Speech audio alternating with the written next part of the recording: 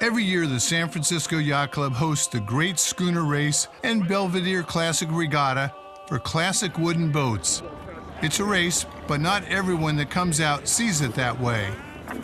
This isn't about the race, it isn't about the boat, it's about all of us together. The boat's more like a cast member of our play versus a vehicle. It's part of my life, but as I'm going across those finish lines and doing things on this boat, I remember memories of my grandfather, and it means a lot to me. And I was telling Jim as we prepared for this regatta that a big part of coming to the San Francisco Yacht Club and this whole event is nostalgic for me because of how many times we've done it. Lots of times didn't work out so well, we came in last, whatever it was. Sometimes we didn't finish, but we did it together and we had a great time and everybody got home safe. It was just a tremendous experience, and every time I go out is different, and that's what keeps me smiling. And we're going out for fun. You know, a good example is on some of the Master Mariners races, you're coming across from San Francisco over to south to Little Harding for the first shot, and there's no window there. You get over there and you start backing your way down Raccoon Straits with a flood tide. Before we get there, we'll turn around and sail the bay for 15, 20 minutes until the wind picks up there, which I'm sure is illegal from sailing, but we're out there for fun, not to necessarily win the race. If you would. Watch that for me. Weather can be fickle in San Francisco Bay. 1 minute, you are in bright sun, and a minute later, you're under the fog. Most of the time when you get under the fog, the wind picks up and the lee rail goes down. Foresail, if you dare. Foresail, not staysail.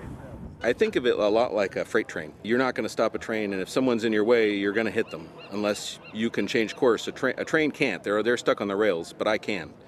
And so more often than not, you'll see me choose a path around something, even at the extreme of losing the race or losing my position. On our last leg from Alcatraz to Little Harding, a boat was coming straight towards us in our path. I was up almost as high as I could go, and I got to choose of, did I want to give up my path that was going to get me to Little Harding, or did I want to be safe? And I chose to drop off, give the guys room, and be safe. You know, when do you finally say, no, I'm not going any farther?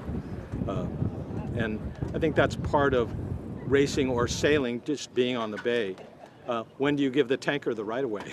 All the time. Yeah.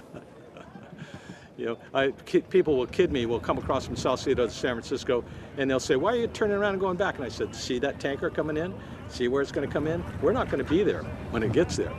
Makes sailing on San Francisco Bay much more fun if you don't have those, oh, heck moments. Yeah.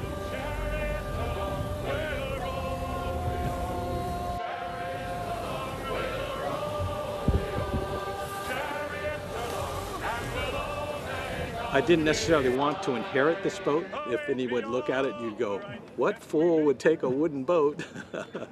But it's a family member now. When I was 4, was the first time I ever came sailing, and my grandfather had me aboard the boat. Anytime I've thought about selling it or passing it on, my wife and others say, no, you can't sell it. You can't sell it. It's great to see people who value the camaraderie that goes with sailing one of these classic wooden schooners. There's plenty of jobs that need doing and people to lend a hand to get them done. For the crew of Gold Star, having fun and doing well go hand in hand.